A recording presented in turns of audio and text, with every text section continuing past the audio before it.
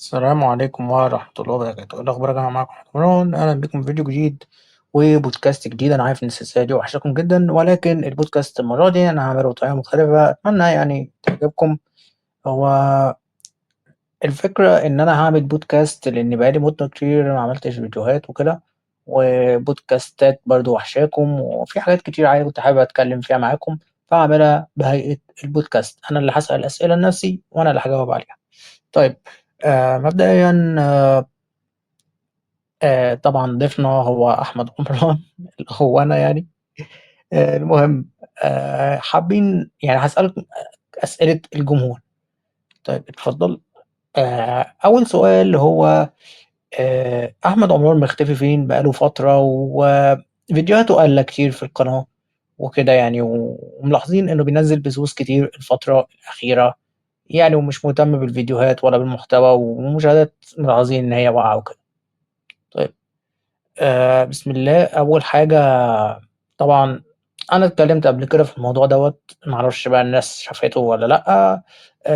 حكيت قبل كده إن أنا بامُر بظروف صحية يعني صعبة الفترة الحالية بقى لها كتير. آآ لسه هابتدي فترة علاج، وإن شاء الله قريّبة ممكن أكون قد بدأت فيها، أنا مش عارف. دعواتكم وهي هي أصل هي حاجة رخمة، مش حاجة اللي هي حاجة زي ما قُلنا اللي هي خطيرة ولا حاجة تقلقكم، بس هي حاجة مسببة لي أزمة في حياتي يعني من الآخر. فالحمد لله على كل حال، والحمد لله على كل بلاء. فده السبب إن أنا مش بانزّل فيديوهات، وباحاول أنزّل حاجات بسيطة من حين لآخر وكده. بالنسبة للبثوث، أنا كنت بانزّل بثوث الفترة الأخيرة عشان أنا اكتشفت برنامج اسمه Prism Live، وكان في حوار إن أنا أعمل VTuber Live. جرّبت، لقيت الدنيا فيه ماشية كويس، لا يعني عدد مشاهدين ما كنتش باشوفه من فترة في البثوث بتاعتي، يمكن من أيام القناة القديمة. فانبسطت بحاجة زي كده، وناس كتيرة جات واتعرّفت عليَّ واتعرّفت عليها، وكانت ناس كلّها كويسة في الأول. وناس كتير حتى البثوث الفترة اللي فاتت تقريبًا جالي أكتر من 200 شخص اشترك في القناة بسبب البثوث ديّة. فبجد شكرًا جدًا ليكم، وكلّكم اخواتي وعلى راسي والله يعني من فوق. طيب، إحنا ملاحظين برضه إنك مش بتنزّل بثوث الفترة الحالية. إيه الأسباب؟ والله زي ما قُلت قبل كده، أنا في الأول كانت الدنيا كويسة والناس كانت كلّها كويسة، لكن مع الوقت بدأت تيجي فئة معيّنة كده لا تمثّل إلا نَفْسها طبعًا. أنا آآ مش هاقول لك إن أنا يعني إن أنا مش باهتم بكلامهم، بس أنا فعلًا مش باهتم بكلامهم، لكن الكلمة لمّا بتطلع أنا نفسي باتضايق، وباتضايق للناس اللي موجودة في الchat، لإن في ناس بتغلط في الناس اللي موجودة. خصوصًا إن أنا مثلًا بابقى عامل الchat مفتوح للجميع بكل حُسن نية، قُلت يمكن الناس كلّها هتيجي محترمة، ما فيش حد هييجي يشتم من غير سبب يعني. آآ ما كانش عندي التوقُّع دوّة يعني، خصوصًا الناس اللي بتيجي معظمها ناس مش كبيرة في السِن، يعني ما لحقوش يبقوا مثلًا عندهم أي مشاكل نفسية لكن واضح إن أنا غلطان، في ناس بتيجي تطلّع أمراضها عليَّ، وربنا يهديهم ويشفي الجميع يعني، ويصلح حال الجميع. فخطة من قاصرة قُلت أعملها بعد كده البثوث للمشتركين فقط. لقيت إن الدنيا اليويو مش عاجبه الموضوع، واللي بيوقّع لي عدد المشاهدين، ويمكن في وقت كتير ما كانش بيجيب ناس أساسًا. حتى الناس اللي مشتركة ومفعّلة الجرس ما كانش بييجي لها إشعار لمّا باعمل موضوع للمشتركين فقط. يعني زعلت من اليويو الصراحة، وقُلت خلاص بقى، أنا مش هاقعد أعمل بثوث على أساس إن كل شوية يعني إحنا نتكلّم في بثوث. ده في بثوث مسحتها مخصوص بسبب إني مش عايز الناس تشوف الكلام دوّة. فاضطريت أمسح البثوث في النقطة ديّة، وما بقيتش باطلع بثوث بقى بسبب زي ما قُلنا إني كنت يعني فقدت الشغف مع الوقت وزهقت. الكلام لمّا بنيجي في الchat هو، ما بيبقاش في موضوع معيّن، حتى لو أنا عامل موضوع بالاقي الناس في الchat بتتكلّم في حاجات تانية خالص. ف وكمان في ناس بتيجي تخش مثلًا اللي هي بتيجي عشان يعني تستلطف أو تستظرف أو تعاكس، لإن معظم الناس عندي في البثوث بيبقوا من أخواتي البنات اللي بييجوا في البثوث. ففي ناس كتير بيلاقوا كده، فما بيعجبنيش شكل الchat ولا بيعجبني الlive. فأنا عشان كده يعني، وإلا هاقفل الشات ما حدش هيتكلم ولا حد هيعمل حاجة، فما ينفعش. وكان ممكن أعمله للمتصلين، بس أنا أصلًا لاغي موضوع الواتساب ده أصلًا، مش مقتنع بيه الصراحة. طيب، آمم،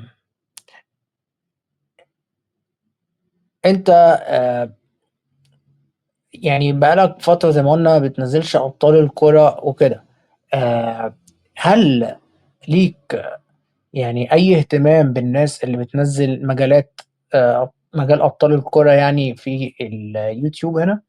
آآ أنا عمومًا باحب أتابع الناس اللي بتنزّل على أبطال الكرة بشكل كبير، وحتى لو مش هاتفرّج على الفيديو أنا باخُش أشترك في كل دي حاجة منّي أنا يعني، ما حدّش يعرفها غير الناس اللي بتنزّل محتوى بتاع الكورة.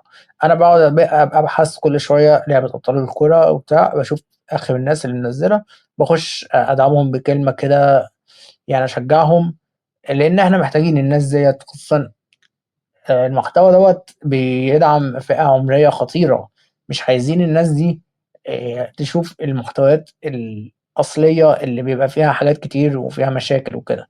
فهي دي وجهة نظري إن أنا بادعم القنوات ديّة، وباخُش وباشترك لهم وكده. المهم، كان عندنا سؤال آخر، وهو أنت ناوي ترجع للقناة والّا إيه الدنيا يعني؟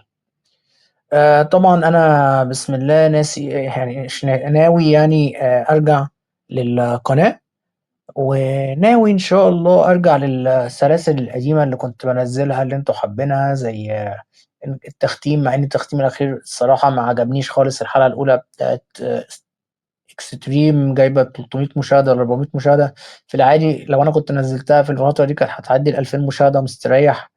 آآ فالحمد لله بصراحة يعني، يعني اتضايقت وحسّيت إن أنا مش عارف. هو كنت المفروض ناوي أنزّل، كان حصلت حاجات خنقتني كده في النُص، فما نزّلتش بصراحة، وبعدين الفيديو بياخد وقت طويل لإن الماتش لوحده بياخد تقريبًا تِلت ساعة، فتسجيل أبطال الكورة صعب طبعًا. فأنا شايف ممكن أعمل سلسلة بتاعة نكمّل المباريات بتاعة مود أبطال الكورة بتاع بيس، اللي هو بنشغّل مُطوشة أوتوماتيك ونتفرّج عليها مثلًا.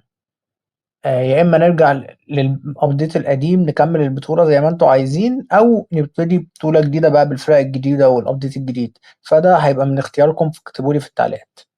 طيب، وطبعًا ناوي عايز أرجع لحقائق، لكن الحقائق دي متعبة. إن شاء الله لمّا أقوم كده والله يعني أول حاجة هافكّر فيها إن أنا أنزّل لكم الحقائق اللي أنتم بتحبوها، ونكمّل فرسان الزمن كلّه، وبعد كده نخش بقى على الفرسان، على أبطال الكورة الأول والتاني والتالت، ونخش على نجيب الحقائق بتاعة السلسلة كلّها.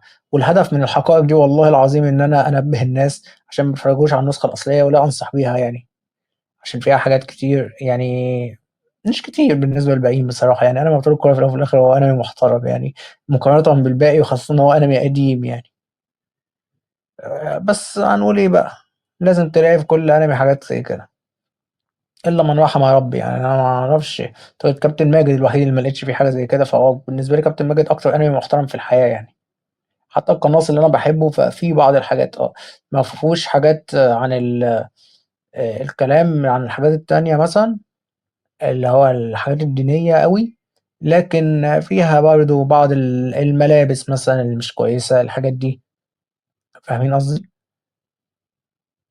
إيحاءات بسيطة كده في بعض الحلقات، يعني شوية حاجات كده.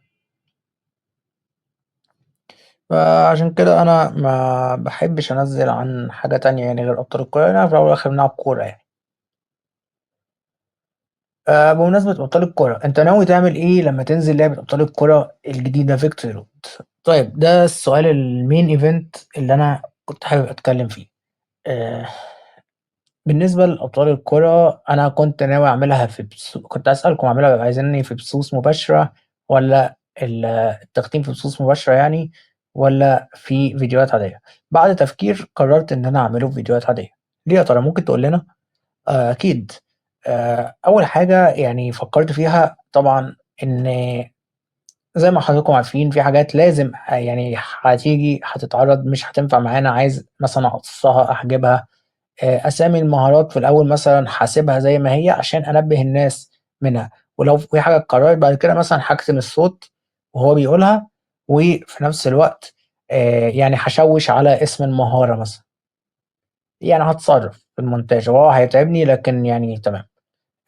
برضه في بعض الحاجات اللي فيها مثلًا بعض الملابس، الحاجات دي، في مثلًا اللي هو مود الرقص اللي هُم حاطينه غالبًا هيبقى غصب عننا نعمله في القصة، دي حاجات كده ما ينفعش تلعب في العام يعني وتتعرض للناس كلها يعني، بصراحة من رأيي يعني، يعني هو كل ده في الأول وفي الآخر أنا عامله عشان حماية الناس يعني، وعشان ربنا برضه، يعني الواحد في الأول وفي الآخر إيه، بيكسب معلش فلوس من الموضوع دوّة، فعشان ربنا يبارك له في الحاجة يعني على قد ما يقدر يعني بيحاول ينضّف الموضوع وكده. وده يرجّعنا لنقطة تانية، إن في مودات مش هاقدر ألعبها نهائي غير بطريقة، يعني مثلًا الrank انسوه، أنا كده، كده ما باحبش ألعب يعني ممكن ألعبه مع نفسي، بس أنا كده، كده عمومًا إيه، مش أنا مش لعيب من الآخر، أنا صانع محتوى بس أنا على قدّي، أنا noob بصراحة، باحب أبطال الكورة من زمان وكل حاجة، بس أنا noob. عادي مش عيب إن أنا أعترف إن أنا noob، ممكن مع الوقت أتحسّن، ممكن أشوف بقى تكتيكات، أشوف وأعمل لكم شروحات وحاجات كتير إن شاء الله، لكن أنا noob، فمش عشان أنا ما باعرفش ألعب هاقول لكم إن أنا وِحِش وخايف يبقى شكلي وِحِش، لا والله، هو النقطة في إن أنا لمّا أخش ألعب rank حتى مهما نضّفت الفريق بتاعي من حاجات، هالاقي اللي بيدّي عنده، يعني واحد زي عامر هاخلص منه إزاي؟ مثلًا أبسط مثال، عامر فيه إيه كل مهاراته اسمها ما ينفعش، فاهمين إزاي؟ خاصةً إن مش هيبقى في نسخة مُعرّبة. لو في نسخة معربة والله أقول لكم على عيني على قلبي زي العسل، لكن هُم level 5 الله يخلّيهم يعني، فهمتوا إزاي الفكرة؟ آآ مود الأونلاين ممكن ألعبه، ولكن هاضطر أضبّط معاكم أنتم، يعني أشوف مين اللي شاري اللعبة منكم ونلعب مع بعض ونستعرض ونعمل فرق وتحديات ونعمل كل حاجة مع بعض، بحيث إن إحنا نختار الفرق والمهارات وكده بعناية يعني فائقة، عشان تبقى المطوشة ما فيهاش أي حاجة. دي فكرة جات في دماغي يعني من شوية الصراحة، فلو هالعب أونلاين هيبقى بالstyle دوّة في القناة، غير كده مع نفسي بقى. آآ إيه تاني؟ الأطوار التانية برضه زي ما قُلنا يعني الطور اللي هو عمل الشخصيات، لو في حد ألعب معاه يبقى حلو أوي برضه، لإن أنتم عارفين الأطوار ده فيها أنت مش عارفين الناس اللي هنلعب قصادهم برضه هتبقى عندها مهارات إيه. فلو ينفع ألعب مثلًا 4 أصحابي ضد 4 تانيين أصحابي برضه، هتبقى حاجة كويسة، فهنشوف الدنيا إن شاء الله، ولو كده هاعمل لكم محتوى حلو أوي غير الشروحات غير حاجات كتير، وبجد أنا متحمس لها جدًا، يعني دي لعبة اللي أنا كنت باتمناها من زمان إن هي تنزل على الكمبيوتر بغض النظر عن الgameplay المُحبط، لكن still هي مشروع كبير جدًا نازل لأبطال الكورة، وفيه حاجات كتير حلوة، لكن هو الgameplay اللي هو أهم حاجة هو اللي بالنسبة لي مش أفضل شيء يعني، لكن باقي الحاجات التانية كلها زي الفل. مش كلّها يعني زي ما قُلنا في حاجات إيه ما ينفعش، فده بالنسبة لي. طيب بالنسبة للبودكاستات أنت ناوي على إيه يعني؟ طيب أنا البودكاستات بصراحة أنتم عارفين إن أنا كنت باعمله مع معاذ وكده، بس هو معاذ حاليًا مشغول في الدراسة، مش عارف بقى هل هيقدر يسجّل معايا والّا لأ في الفترات القادمة، ولكن بغض النظر أنا يعني في فكرتين عايز أعملهم وهاخد رأيكم في المنتدى. أول حاجة إن أنا أستضيف زي ما أنتم عارفين فريق التعريب وأتكلم معاهم عن تعريب لعبة أبطال الكرة، وفي فكرة تالتة جات في دماغي. الفكرة التانية إن أنا أستضيف فارس زي ما أنتم عارفين إن هو قرر يعتزل، يعني نحاول نفهم منه أسباب اعتزاله يعني آخُد أسئلة منكم وأوجّهها له وكده ونشوف وجهة نظره في آآ يعني الدنيا ديّة يعني. الحاجة الأخيرة إن أنا أستضيف فريق الدبلجة الخاص بلعبة أبطال الكرة طريق النصر، الدبلجة مش التعريب.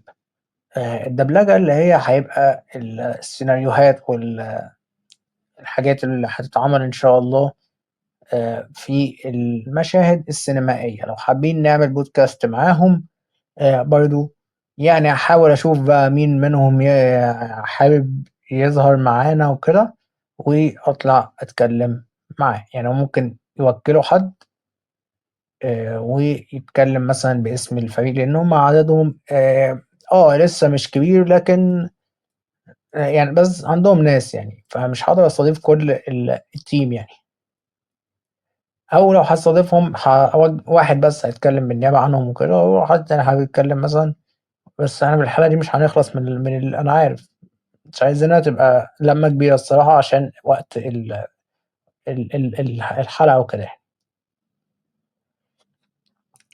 بس دي أفكاري ودي دنيتي صحيح قناة أحمد FBA أنا برضه ناوي أعمل الكاس، ممكن أبتدي أسجّل أول فيديو أستعرض الفِرَق أو أعمل لكم الكاس، يعني أجهّز الفِرَق مثلًا من دماغي، يعني آخُد الفِرَق القوية مثلًا الفِرَق بتاعة ماجد، كلّها ماجد وهو صغير، ماجد وهو كبير، منتخب اليابان، قولوا لي برضه عايزينها فِرَق ومنتخبات والّا منتخبات بس والّا فِرَق بس؟ فهابقى أنزّل في المنتدى عشان بناء عليه أعمل لكم الكاس إن شاء الله. وبس معلش بقى على الإطالة في البودكاست دوّة،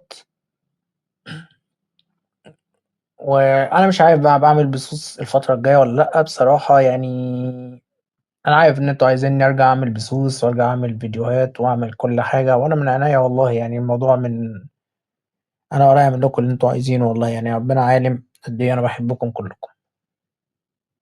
وعلى فكرة يعني أنا كان المفروض في مفاجأة أعملها في الفترة ديّة، أجّلتها لمناسبة ال10.000 لكن واضح إن هي ممكن تتأجّل تاني وتبقى في الأجازة إن شاء الله، لإن أنا مش عارف أنفّذها والّا لأ، أنا نِفْسي أنفّذها بصراحة، وخير إن شاء الله. ده كان فيديو النهارده، أشوفكم إن شاء الله في البودكاستات الجاية، والسلام عليكم.